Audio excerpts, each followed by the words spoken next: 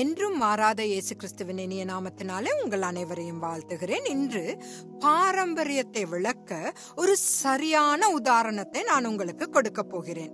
புதிய ஏற்பாட்டில் இயேசு கிறிஸ்து யூதர்கள் ஹனுக்கா பண்டிகையை கொண்டாடிய நாளில் தேவாலயத்திற்கு சென்றார் என்று நாம் யோவான் 10வது அதிகாரம் 22ஆம் வசனத்தில் படிக்கிறோம். அதாவது இரண்டாவது தேவாலயத்தை மீண்டும் பிரதிஷ்டை செய்த நாள்.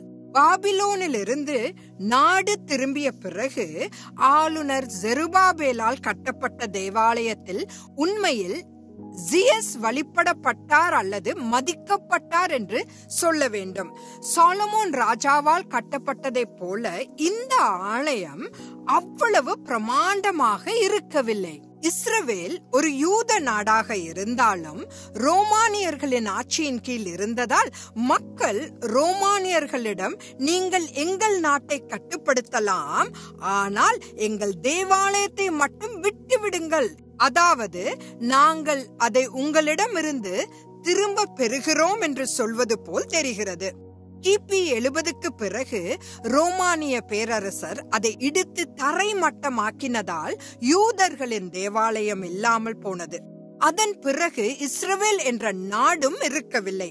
எனவே வேதாகமத்தை வாசிக்கும் கிறிஸ்தவர்களாகிய நாம் ஒரு கேள்வி கேட்க வேண்டும். தேவாலயம் இல்லாத போது யூதர்கள் ஏன் இரண்டாவது தேவாலயத்தின் பிரதிஷ்டையை கொண்டாடினார்கள்?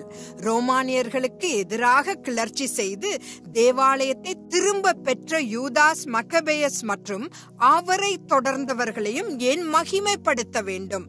இஸ்ரவேல் மூன்றாவது தேவாலயத்தை மீண்டும் கட்ட காத்திருக்கும் நேரத்தில் கிட்டத்தட்ட 2000 ஆண்டுகளுக்கு முன்பு அளிக்கப்பட்டதும் இப்போது இல்லாததுமான இரண்டாவது தேவாலயத்தின் பிரதிஷ்டையை ஏன் கொண்டாட வேண்டும்?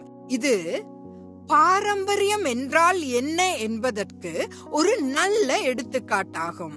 உலகின் மெய்யான ஒளியாகிய இயேசு கிறிஸ்து புறக்கணிக்கப்படுகிறார் என்பது மிகவும் வருந்தத்தக்கது.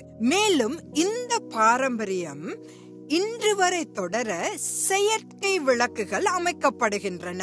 சாலமோனின் மண்டபத்தில் மெனோரா இன்னும் எரிந்து கொண்டிருக்கிறது.